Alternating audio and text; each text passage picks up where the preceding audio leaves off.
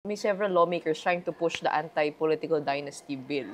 Meron din taga-UPI, yun din na parang siguro... Tsaka si Boji D nag-file sa lower house ng anti-dynasty bill.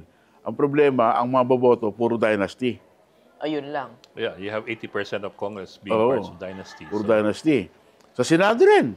Di ba? Magkakapatid eh. Tatlong pamilya doon. Si JB tsaka si Jinggoy. Yung dalawang Bilyars. Dalawang tulpo. Apat pala, Cayetanos pa. Cayetano, apat. Kailan pa ba kasi? Parang ito na yung perfect. Lalo na meron tayong familial drama unfolding before us. Naku, The first family, nonetheless. Di ba si Pangulong Marcos? Impostor daw. Hindi niya sinabing gano'n. Hindi niya nakilala. Teka, trinanscribe ko. Hindi raw yan ang kapatid na kilala nila. Trinanscribe ko. Hindi niya kilala. Para hindi tayo ma-clickbait, mga headlines. Sabi niya, it's anathema, bagong word para sa akin, no? To me, to talk about, anathema sa pagkakasabi niya, anathema to me, to talk about family matters generally in public, we do not like to show our dirty linen. So I'll just say this much. For a while now, we have been very worried about my sister.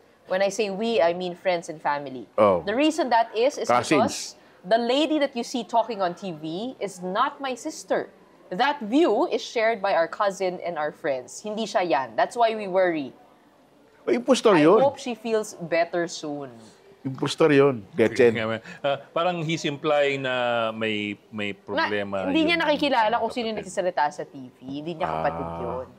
Anong sabi ni Amy? That's being literal. Yun yung mabait kong translation. Ang ini-imply niya is, may problema yung kanyang kapatid, kaya hindi siya yung nagsasalta ngayon. Hindi ganyan ang pagkakakilala. Anong sabi ni Amy? May sinabi si Amy agad eh. Sumagot si Amy agad. Sumagot agad. eh. Ako ito. Ako ito. Kung ano nakikita mo, Ading. Kung ano-ano nakikita mo.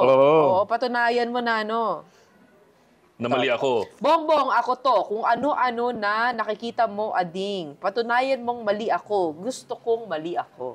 So, parang siya sumusundot. Oo. Ano yan? Family Feud 2.0.